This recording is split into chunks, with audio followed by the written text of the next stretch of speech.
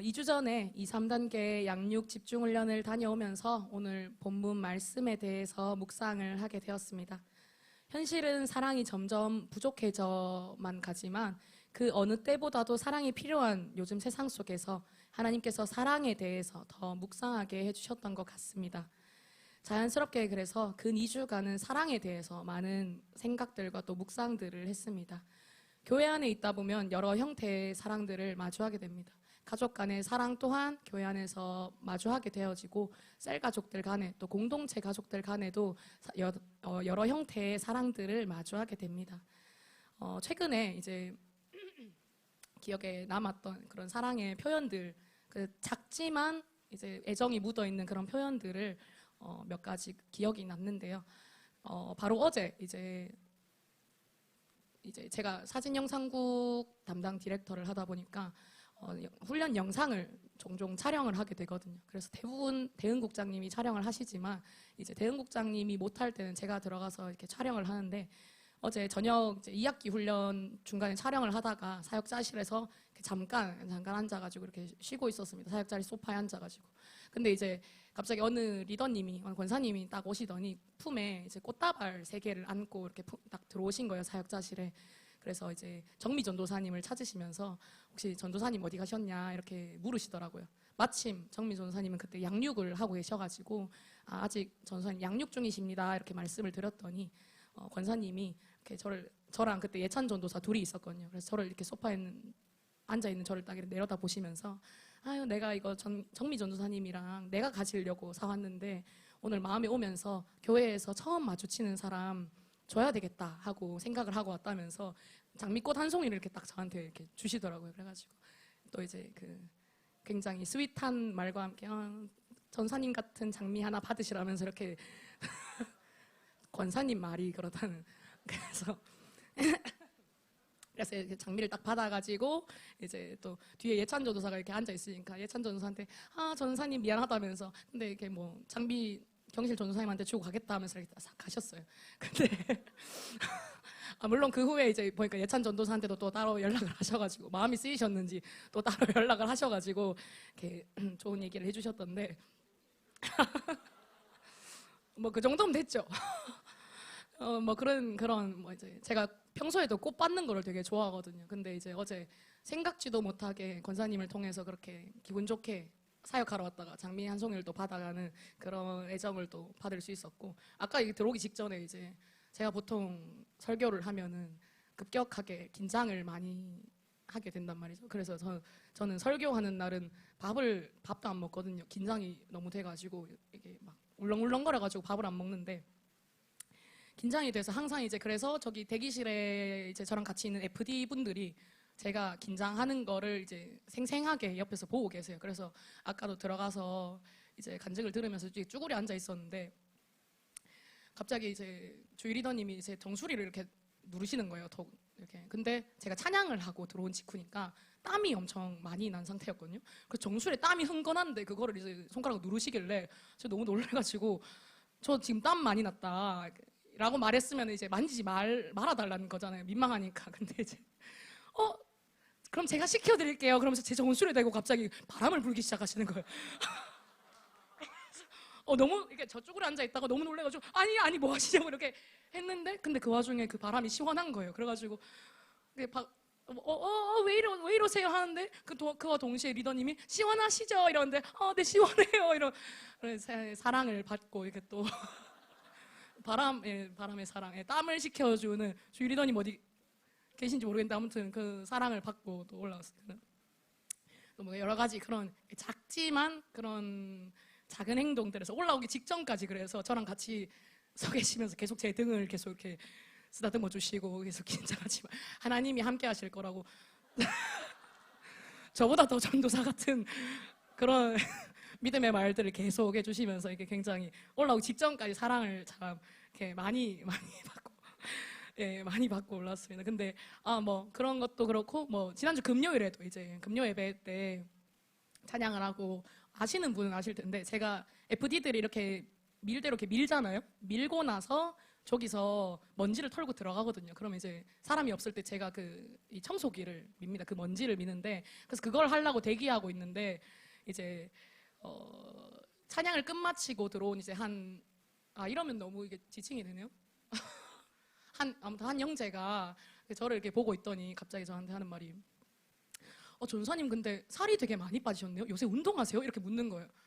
근데 제가 설교 올라올 때마다 최근에 좀 다이어트에 대해서 굉장히 많이 얘기를 했어요. 바로 직전에도 이제 등산 간다, 우리 셀에 이제 하나님이 트레이너들을 붙여주셔가지고 되게 이렇게 이득을 많이 보고 있다, 이렇게 얘기를 많이 했었잖아요. 근데 이제 이 형제가 정말 처음 알았다는 듯이 살 되게 많이 빠지셨네요. 요새 뭐 운동하세요? 이렇게 막 묻는 거예요. 그래서 이제 그 순간 이제 그 대기실에 있던 사람들이 다 약간 당황을 해가지고 전사님, 거기는 저희 셀 가족도 있었거든요. 제 운동을 시켜준 셀 가족이 있었어요. 그래가지고 이제 전사님 계속 지금 운동한 지 5개월째다.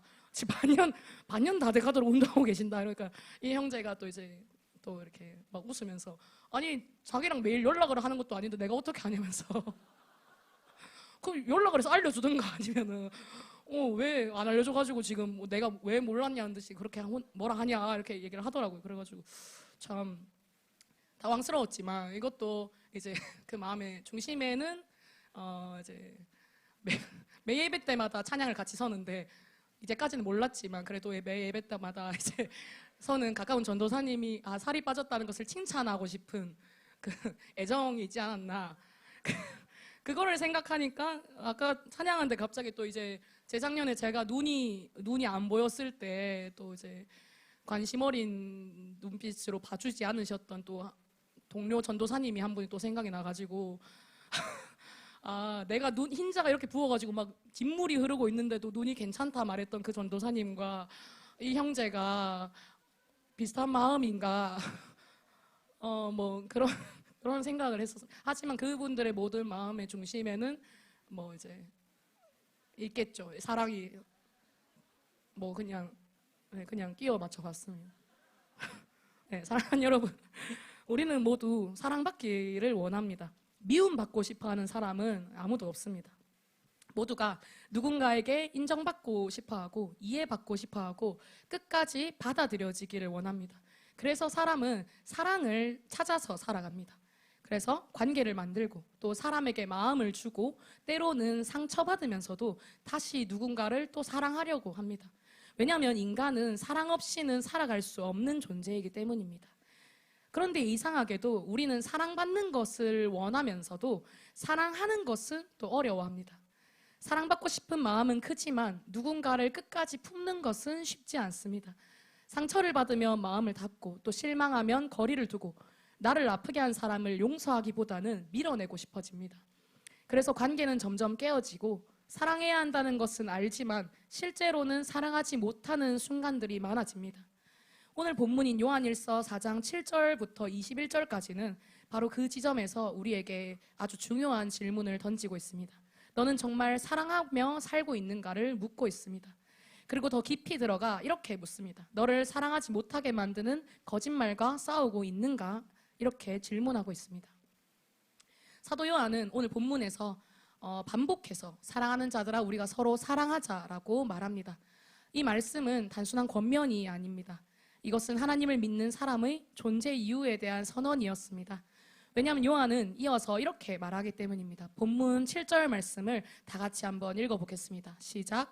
사랑하는 자들아 우리가 서로 사랑하자. 사랑은 하나님께 속한 것이니 사랑하는 자마다 하나님으로부터 나서 하나님을 알고, 즉 사랑은 단순한 감정이 아니라 하나님의 성품이라는 것입니다. 하나님은 사랑을 하시는 분이 아니라 하나님 자체가 사랑이신 분입니다. 그래서 하나님을 안다는 것은 결국 그 사랑 안으로 들어가는 것입니다. 우리는 종종 신앙을 지식으로 착각하곤 합니다. 성경을 얼마나 아는가, 또 얼마나 오래 교회를 다녔는가, 또 얼마나 많은 또 열심히 사역을 하는가, 이것을 신앙의 기준으로 생각합니다. 그러나 오늘 성경은 아주 단순하고도 강하게 이야기합니다. 본문 8절 말씀을 다 같이 한번 읽어보겠습니다. 시작. 사랑하지 아니하는 자는 하나님을 알지 못하나니. 아멘. 이 말씀은 굉장히 무겁습니다. 하나님을 안다고 말하면서도 계속 미워하고 정죄하고 끊임없이 사람을 밀어내는 삶을 살아간다면 우리는 스스로를 돌아봐야 한다는 것입니다. 왜냐하면 하나님을 진짜 만나면 반드시 사랑의 방향으로 변화되기 때문입니다. 그렇다면 왜 우리는 살아가면서 사랑하지 못할까요? 이 질문 앞에서 우리는 단순히 사랑해야지라고 결심하는 것으로 충분하지 않습니다. 왜냐하면 사랑하지 못하게 만드는 깊은 거짓말들이 우리 안에 자리 잡고 있기 때문입니다. 사단은 끊임없이 우리에게 거짓말합니다. 너는 사랑받을 가치가 없고 저 사람은 절대 변하지 않을 것이다. 상처받기 전에 먼저 밀어내야 하고 사랑하면 손해고 용서하면 네가 약해지는 것이다 라고 끊임없이 거짓말하고 속입니다. 그래서 우리는 살아오면서 이 거짓말들을 너무 오래 들으며 살아왔습니다. 그리고 어느 순간 그것들을 진실처럼 믿기 시작합니다. 그래서 마음을 닫고 살아갑니다. 사랑하지 않는 것이 오히려 내게 안전하다고 생각합니다. 누군가를 품는 것보다는 어느 정도 적당히 거리를 두는 것이 편하다고 느낍니다. 그러나 하나님께서는 오늘 그 거짓말을 깨트리고 계십니다. 하나님은 사랑이시다. 이 한 문장이 이 모든 거짓을 무너뜨립니다. 이 말씀은 단순히 하나님이 선하신 분이라는 의미가 아니라 하나님의 존재 자체가 사랑이라는 뜻이기 때문입니다. 하나님은 우리를 사랑하시기 때문에 움직이시는 분이 아니라 사랑이시기 때문에 우리를 향해 다가오시는 분입니다. 그리고 하나님은 그 사랑을 말로만 보여주지 않으셨습니다. 9절 말씀을 다 같이 한번 읽어보겠습니다. 시작. 하나님의 사랑이 우리에게 이렇게 나타난 바 되었으니 하나님이 자기의 독생자를 세상에 보내심은 그로 말미암아 우리를 살리려 하심이라. 아멘. 십자가는 사랑의 증거입니다. 하나님은 우리를 향해 사랑한다고 말씀만 하지 않으셨습니다. 직접 자신의 아들을 내어주심으로써 그 사랑을 확증시키시고 증명하셨습니다. 우리가 하나님을 사랑한 것이 아니라 하나님이 먼저 우리를 사랑하셨습니다. 이것이 바로 우리에게 복음입니다. 우리는 사랑받을 만해서 사랑받는 것이 아닙니다. 하나님이 사랑이시기 때문에 사랑받은 것입니다. 그러므로 이제 우리는 더 이상 나는 사랑받을 가치가 없는 사람이라는 이 거짓말 속에 살 필요가 없는 존재입니다. 십자가가 이미 우리의 존재 가치를 증명했기 때문입니다. 그런데 사탄은 계속해서 우리의 정체성을 흔듭니다.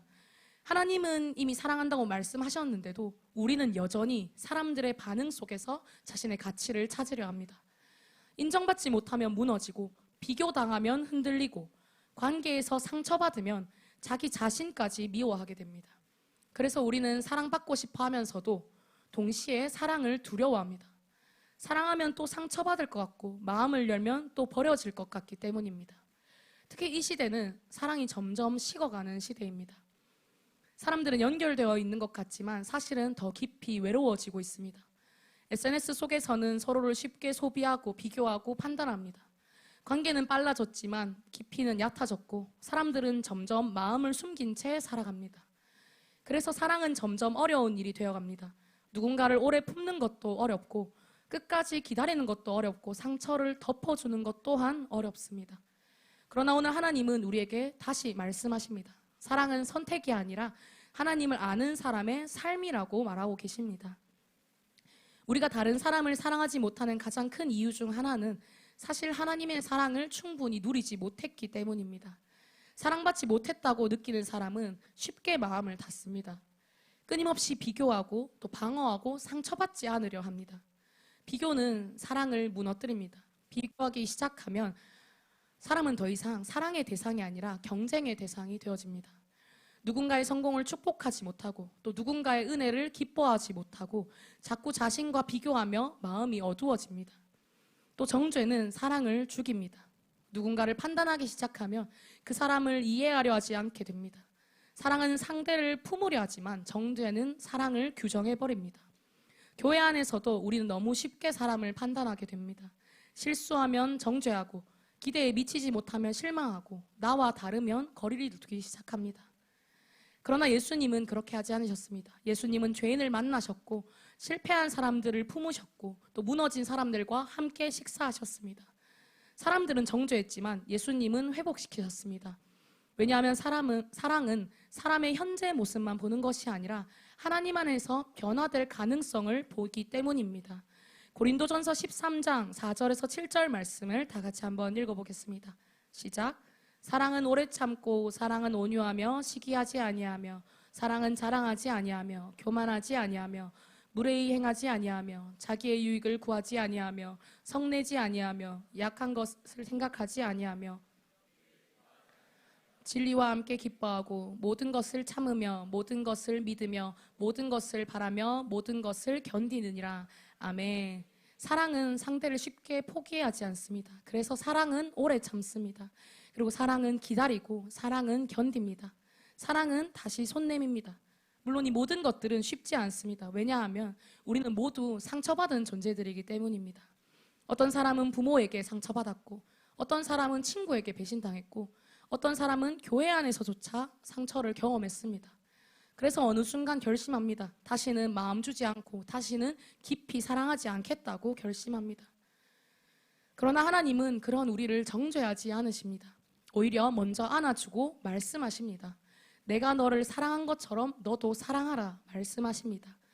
혼자의 힘으로 하라는 명령이 아닙니다. 하나님 사랑 안에서 그 사랑 안에 머물며 그 사랑을 흘려보내라는 위로의 말씀입니다. 본문 12절에서 13절 말씀을 함께 읽어보겠습니다. 시작. 어느 때나 하나님을 본 사람이 없으되 만일 우리가 서로 사랑하면 하나님이 우리 안에 거하시고 그의 사랑이 우리 안에 온전히 이루어지느니라. 그의 성령을 우리에게 주심으로 우리가 그 안에 거하고 그가 우리 안에 거하시는 줄을 아느니라.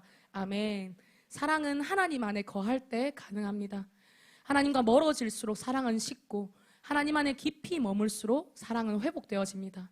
그래서 사랑은 단순한 성격의 문제가 아니라 영적인 문제입니다. 우리가 기도하지 않을 때 사랑하기 어려워집니다. 하나님의 사랑을 누리지 못하면 사람을 품기 어려워집니다.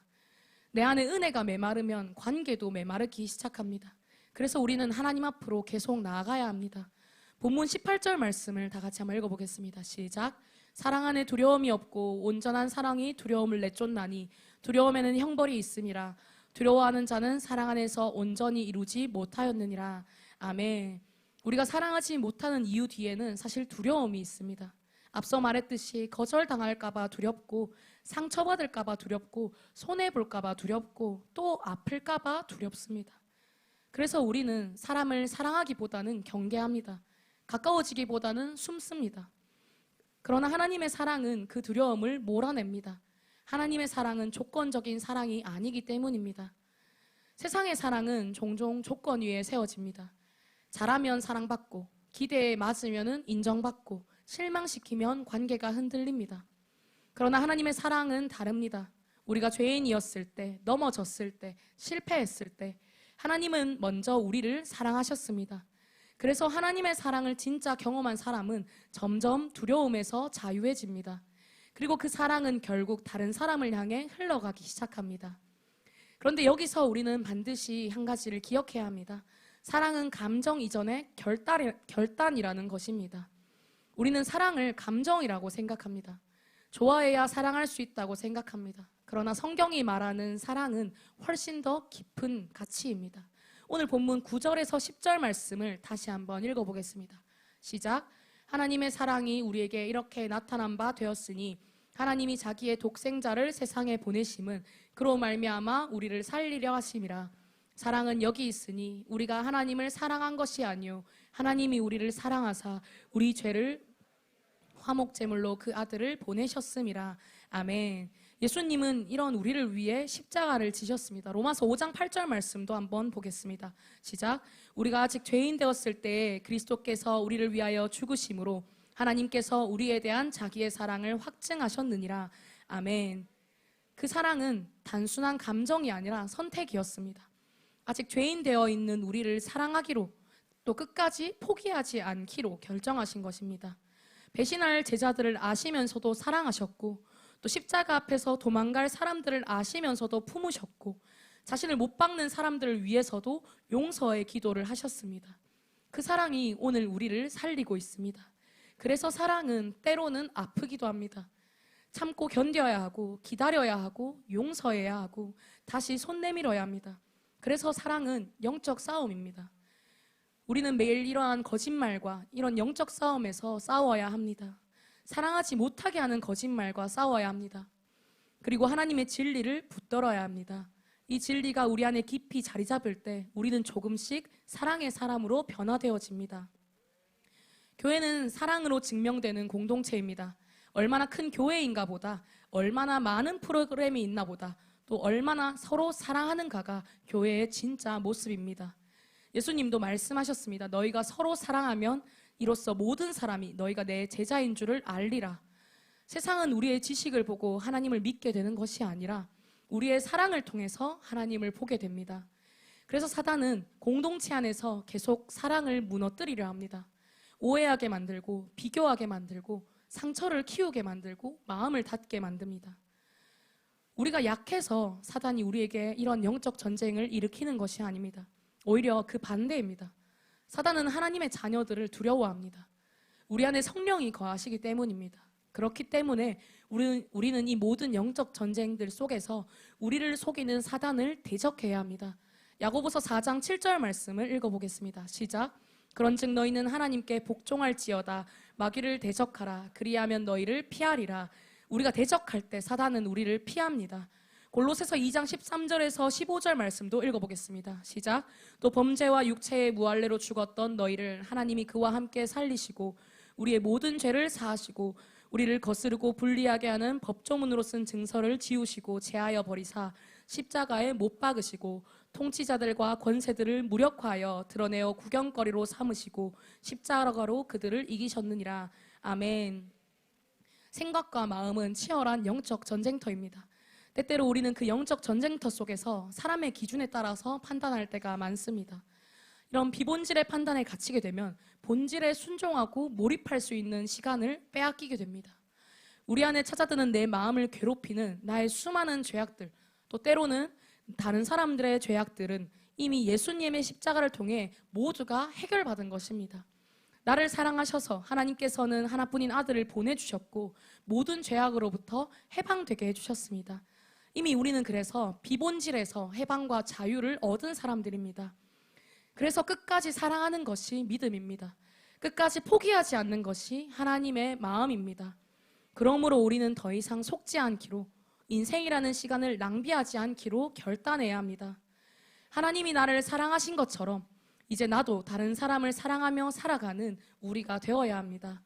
마태복음 22장 37절에서 40절 말씀을 다 같이 읽어보겠습니다. 시작. 예수께서 이르시되 내 마음을 다하고 목숨을 다하고 뜻을 다하여 주 너의 하나님을 사랑하라 하셨으니 이것이 크고 첫째 되는 계명이요 둘째도 그와 같으니 내 이웃을 내 자신같이 사랑하라 하셨으니 이 두 계명이 온 율법과 아멘.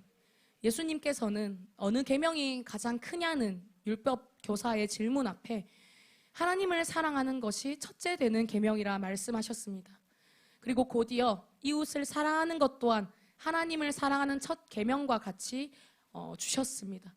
완벽하게 사랑하지 못해도 괜찮습니다. 중요한 것은 다시 사랑의 방향으로 걸어가는 것입니다. 우리가 리더캠프 또는 집중훈련 또 양육훈련 등에서 많이 듣는 갈매기의 꿈이라는 책이 있습니다. 주인공 조나단이 한계를 뛰어넘어 도전하는 이야기입니다. 우리 4층 카페에도 지금도 있는지 모르겠는데 4층 카페에도 목사님이 어디서 갈매기를 사오셔가지고 조나단이라면서 이렇게 달아놓으셨어요.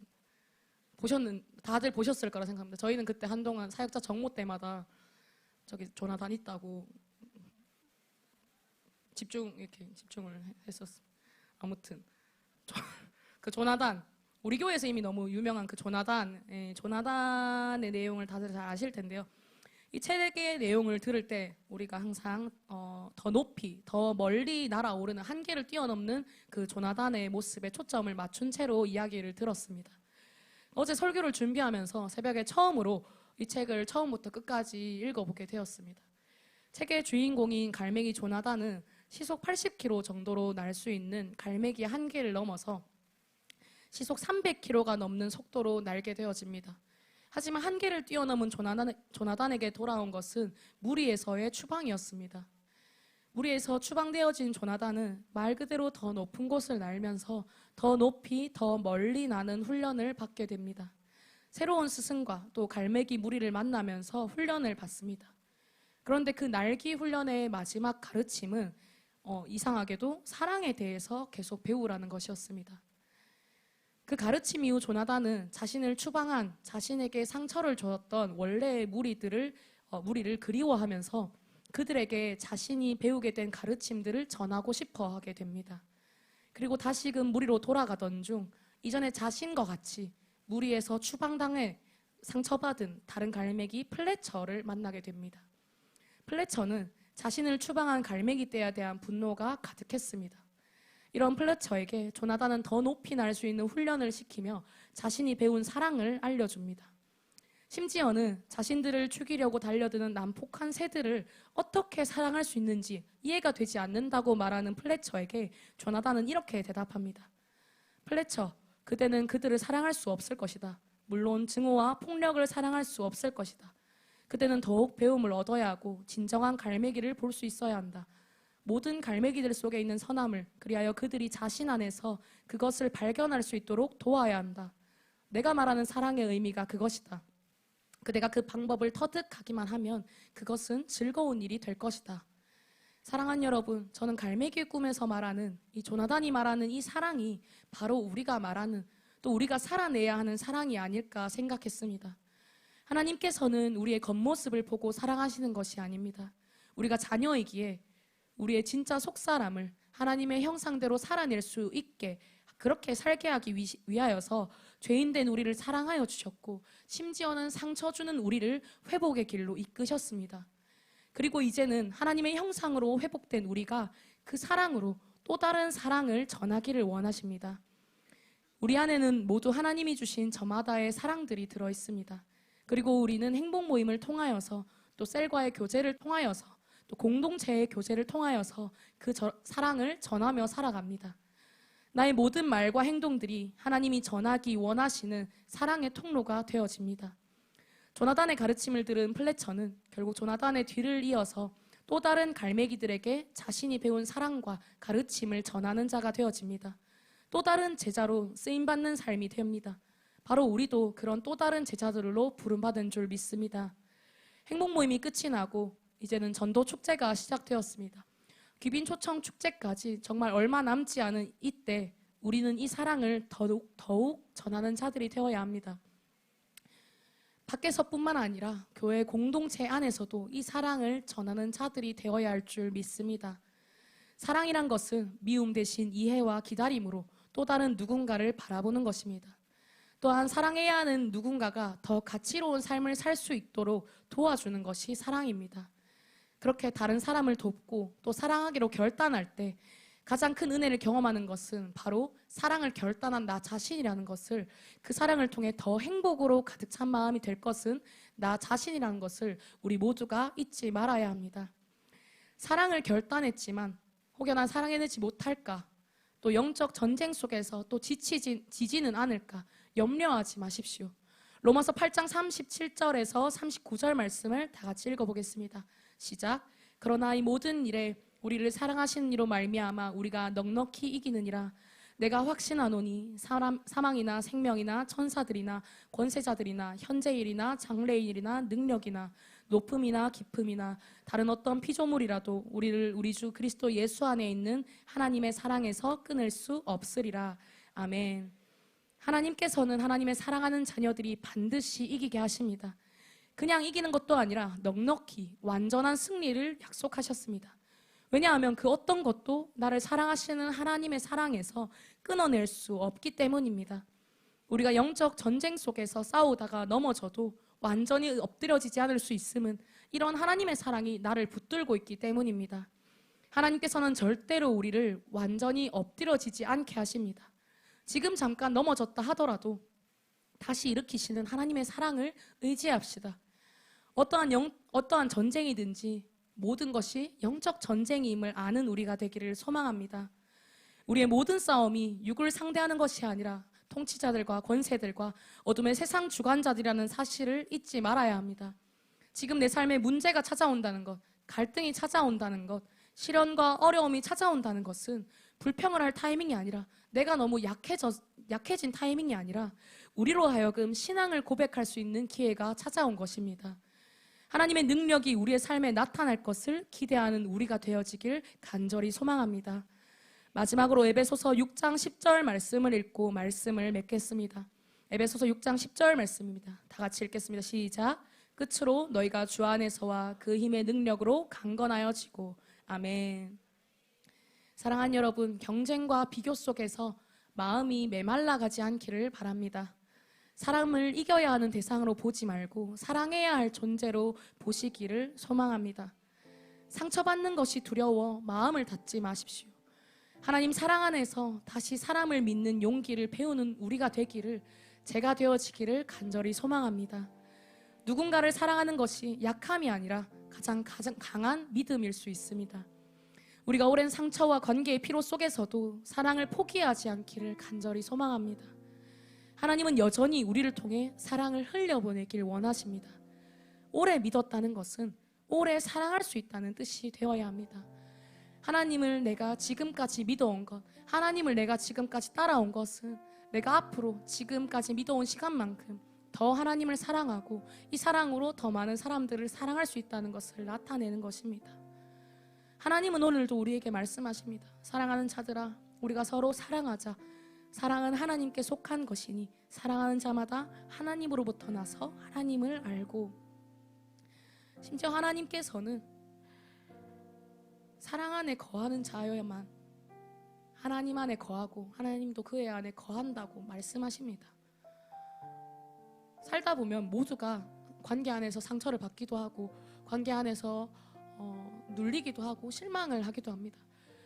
우리가 예수를 믿는다고 해서 문제가 찾아오지 않는 게 아닌 것처럼 신앙생활을 하다 보면 때로는 공동체 안에서도 가장 사랑해야 하는 대상을 사랑하지 못하는 순간들이 찾아올 때가 있습니다. 하지만 하나님께서는 그런 우리에게 그래 사랑하지 않아도 된다라고 말씀하시는 것이 아니라, 또는 왜 사랑하지 못하냐고 책망하는 것이 아니라 내가 사랑하지 못하는 것이 하나님을 알지 못하는 것과 같게 될 수 있다고 우리에게 걱정 어린 말씀을 하시는 겁니다. 제가 이 말씀을 처음 받았을 때 기도하다가 이 말씀을 받았습니다. 요한일서 4장 16절 말씀을, 하나님이 우리를 사랑하시는 사랑을 우리가 알고 믿었노니 하나님은 사랑이시라. 사랑 안에 거하는 자는 하나님 안에 거하고 하나님도 그의 안에 거하시느니라. 이 말씀을 아이러니하게도 하나님 나 사랑하지 못하겠습니다. 하나님 나 너무 지칩니다. 이렇게 기도할 때 이 말씀을 주셨습니다. 이 말씀을 주셔서 말씀을 쭉 읽는데 20절 말씀에 누구든지 하나님을 사랑하노라 하고 그 형제를 미워하면 이는 거짓말하는 자니 보는 바 그 형제를 사랑하지 아니하는 자는 보지 못하는 바 하나님을 사랑할 수 없느니라 라고 말씀을 주십니다. 처음에는 이 말씀이 그냥 사랑하지 못하고 철없는 기도를 하는 제게 주시는 하나님의 그냥 책망이라고 생각했습니다. 너 왜 아직도 이렇게 사랑하지 못하냐? 너 나 사랑한다면서 이것도 못 견뎌내냐? 하는 그런 책망으로만 느껴졌습니다. 그런데 계속 이 말씀을 붙들고 기도를 하다 보니 이 말씀은 단순한 책망이 아니라 하나님의 깊은 안타까움임을 느꼈습니다. 하나님께서는 우리를 너무 사랑하셔서 우리의 시간이 미움으로 낭비당하는 것이 아니라 사랑으로 채워지기를 간절히 바라신다는 것을, 그리하여서 나를 사랑하니까 나를 사랑하는 그 사랑으로 또 다른 사람도 좀 사랑하자라며 안타까워하며 말씀하신다는 것을 느낄 수 있었습니다. 사랑하는 여러분, 나를 아프지 않게 하기 위해서라도, 더 행복한 나를 위해서라도 오늘 지금부터 사랑하기로 결단하십시오. 이 말씀을 붙들고 하나님의 사랑 안에 거하며 모든 영적 전쟁 속에서 싸워 이기고 끝까지 사랑하는 사람들로 살아가는 우리 모두가 되기를 간절히 소망합니다. 끝까지 사랑하기로 그 영적 전쟁 싸움 안에서 결단하는 것만으로, 심지어는 하나님 앞에 하나님 나 사랑하지 못하겠어요 라고 말하는 것조차도 저는 이미 그 싸움은 승리한 싸움이라고 생각합니다. 진짜 포기한 사람이었으면 하나님 앞에 그렇게 기도하지 못합니다. 하지만 우리 모두는 대부분 하나님 앞에 하나님 나 사랑하지 못하겠고 하나님 나 이런 상처들이 너무 많아서 도저히 저 사람 사랑하지 못하겠어요 라고 기도합니다. 이미 여기서부터 우리는 이 영적 전쟁에서 승리하고 시작하고 있는 겁니다. 우리 모두가 이 승리를 확신하고 믿으며 누리며 나아가기를 간절히 소망합니다. 그리하여서 하나님의 사랑 안에서 하나님이 네가 나를 알지 못한다라고 말하는 자녀가 되는 것이 아니라 내가 하나님을 아는 자녀, 내가 하나님의 사랑을 전하고 누리는 자녀라고 당당하게 말할 수 있는 우리 모든 큰숲 가족 되기를 간절히 소망합니다. 모든 영광 주님께 올려드립니다.